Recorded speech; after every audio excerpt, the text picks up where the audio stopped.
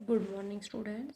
Today our topic class 11th political science subject chapter number 5th अधिकार। ये जो हमारे 1 to 5 चैप्टर मैंने आपको कराए ओनली फर्स्ट पार्ट के कराए। नेक्स्ट पार्ट हम इस चैप्टर के बाद स्टार्ट करेंगे। तो सबसे पहले हम अधिकार क्या होता है, अधिकार, इसका अर्थ, मीनिंग और कैरेक्टरिस्टिक्स और इसका क्लासिफिकेशन के बारे में बात करेंगे। तो अधिकार जो है व्यक्ति के जीवन विकास के लिए बहुत आवश्यक होता है। वह सरकार अधिक अच्छी मानी जाती है जो नागरिक को अच्छे से या अधिक से अधिक अधिकार प्रदान करें।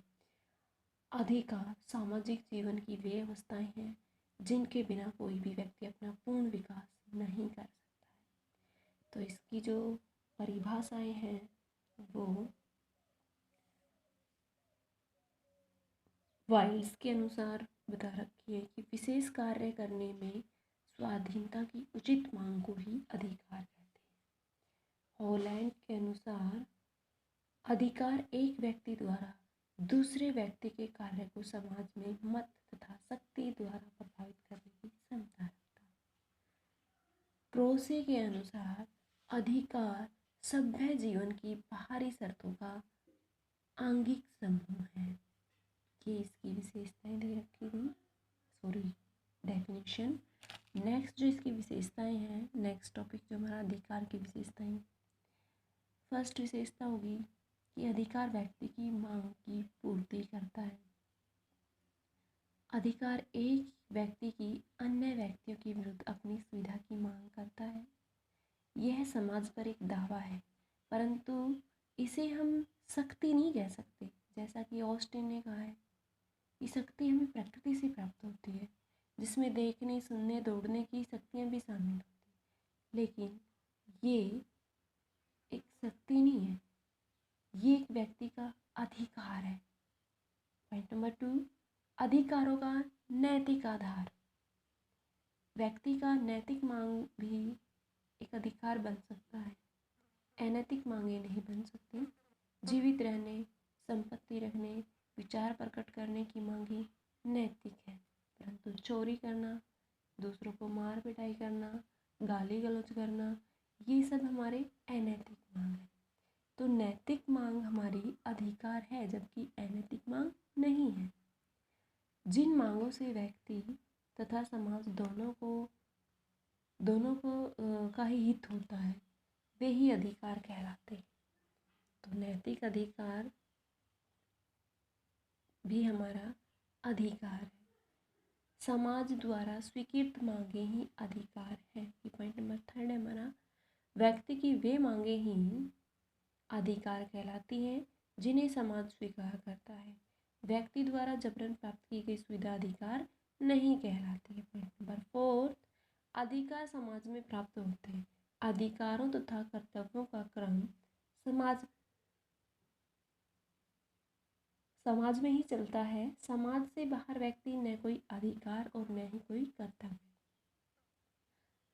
पॉइंट नंबर 5, अधिकार सार्वजनिक होते हैं। अधिकार व्यापक होते हैं, बड़े तो होते हैं, वे किसी भी व्यक्ति या वर्ग के लिए नहीं होते हैं, मतलब पूरे समाज के लोगों के समान होते हैं। अधिकारों को प्रदान करते समय किसी भी व्यक्ति के साथ जाति, धर्म, वर्ण आदि का भेदभाव नहीं करना चाहिए। अधिकारों के साथ कर्तव्य जुड़े होते हैं। प्रत्येक समाज के साथ कर्तव्य जुड़ा है। समाज के प्रत्येक व्यक्ति उतने ही कर्तव्य होते हैं जितने कि उसके अधिकार होते हैं।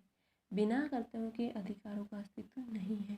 तो इसीलिए सभी व्यक्तियों को अपने अपने अधिकारों से संबंधित कर्तव्य भी निभाने होते हैं। नेक्स्ट पॉइंट 7, अधिकार बदलते भी रहते हैं। अधिकार स्थायी रूप से नहीं रहते हैं। अधिकार हमारे घट भी सकते हैं और बढ़ भी सकते हैं। समाज के अधिकार की जो सूची है में परिवर्तन होता रहता है। जैसे राजतंत्र अथवा तानाशाही शासन व्यवस्था में जो अधिकार नागरिकों में को दिए गए थे, उनकी संख्या गिनी चुनी होती थी। प्रजातंत्र में इनकी संख्या बहुत बढ़ गई है। समाजवादी राज्य के लोगों का जो अधिकार प्राप्त है वे पूंजीवादी राज्य के नहीं हो सकते। पूंजीवादी राज्य में जो स्वतंत्रता है वह समाजवादी राज्य में नहीं होती है। इस प्रकार स्थान व शासन के अनुसार अधिकार बदलते रहते हैं। पॉइंट नंबर 8, अधिकार असीमित नहीं होते। कोई भी अधिकार असीमित या निरंकुश नहीं होता है।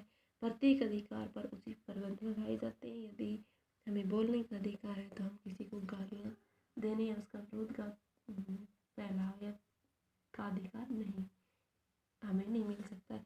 यदि हमें अपने धर्म की स्वतंत्रता का अधिकार मिल जाता है तो इसका अर्थ यह नहीं है कि हमें दूसरों के धर्मों की निंदा करनी चाहिए, जबरन अपना धर्म दूसरों पर थोपना चाहिए। ये इसी प्रकार से धर्मों पर नैतिक प्रतिबंध लगाए जाते हैं। पॉइंट नंबर 9, अधिकार लोक हित में प्रयोग किए जाते हैं। अधिकारों का जो प्रयोग है समाज के हित के लिए किया जाता है, अहित के लिए नहीं। अधिकार समाज में ही मिलते हैं और समाज द्वारा ही दिए जाते हैं, इसीलिए स्वाभाविक है कि इनका प्रयोग समाज के कल्याण के लिए ही किया जाता है। पॉइंट नंबर 10, अधिकार राज्य द्वारा सुरक्षित होते हैं। अधिकार की एक विशेषता यह भी है कि राज्य ही अधिकारों को लागू करता है, उनकी रक्षा भी करता है। राज्य कानून द्वारा अधिकारों को निश्चित करता है और उनका उल्लंघन करने पर उन्हें दंड भी देता है। तो ये 10 पॉइंट थे जो कि हमारे विशेषताओं के थे। नेक्स्ट जो टॉपिक है वो है हमारा अधिकारों का वर्गीकरण। अधिकारों का जो वर्गीकरण किया गया है वो 3 भागों में किया गया है: प्राकृतिक अधिकार, नैतिक अधिकार और कानूनी अधिकार। प्राकृतिक अधिकार वे अधिकार समझे जाते हैं जो व्यक्ति को प्राकृतिक रूप से जन्म के साथ ही मिल जाते हैं।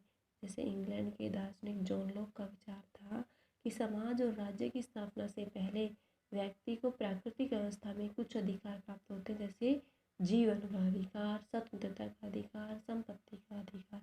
इन्हीं को हम प्राकृतिक अधिकार कहते हैं। नेक्स्ट सेकंड पॉइंट, नैतिक अधिकार। कुछ अधिकार नैतिक अधिकार भी होते हैं हमारे, जैसे मनुष्य तथा समाज दोनों के हित के लिए व्यक्तियों को सुविधाएं दी जानी चाहिए। जीवन की सुरक्षा, स्वतंत्रता, धर्म पालन, शिक्षा प्राप्ति, संपत्ति रखने आदि की सुविधाएं देने मनुष्य की भलाई होती है। इसीलिए हम नैतिक अधिकारों पर भी जोर देते हैं, जैसे बुढ़ापे में माता पिता की सेवा करना नहीं की जाती है तो समाज निंदा करता है, इसीलिए माता पिता को यह नैतिक अधिकार है। पॉइंट नंबर 3, कानूनी अधिकार। जिन अधिकारों को राज्य की स्वीकृति नहीं मिलती है उन्हें कानूनी या वैधानिक अधिकार कहते हैं। इन्हें प्राप्त करने के लिए व्यक्ति अदालत में दावा कर सकता है। जीवन, संपत्ति आदि के अधिकार राज्य द्वारा मान्यता प्राप्त होते हैं। यदि कोई व्यक्ति अधिकार छीनने का प्रयत्न करता है तो उसके विरुद्ध कानूनी कार्यवाही कराई जा सकती है। आज हमारा ये टॉपिक था अधिकार का अर्थ, परिभाषा, उसकी विशेषताएं और अधिकारों का जो वर्गीकरण किया गया है। नेक्स्ट डे करेंगे हम मौलिक अधिकार। Write down question number first for homework.